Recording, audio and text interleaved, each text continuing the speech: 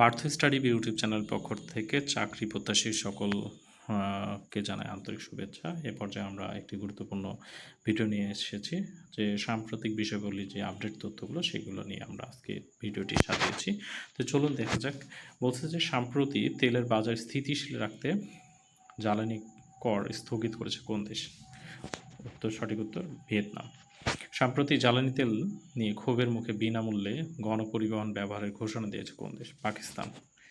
LPG আমদানিতে দেশের শীর্ষ company কোনটি?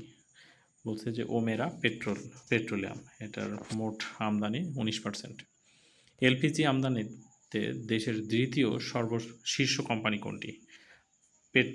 বলছে যে পেট্রোম্যাক্স এলপিজি, মোট আমদানির পরিমাণ 17%।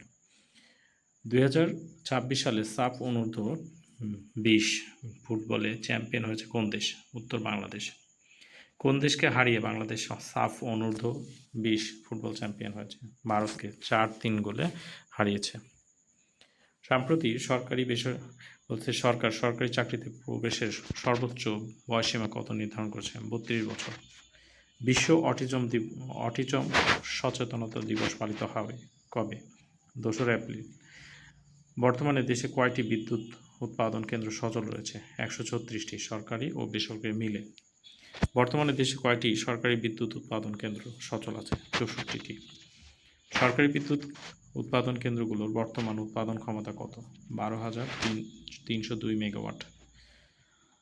বর্তমানে দেশে কয়টি বেসরকারি বিদ্যুৎ উৎপাদন কেন্দ্র সচল আছে? 69টি। বেসরকারি বিদ্যুৎ উৎপাদন কেন্দ্রগুলোর বর্তমান উৎপাদন ক্ষমতা কত? 10,853 মেগাওয়াট।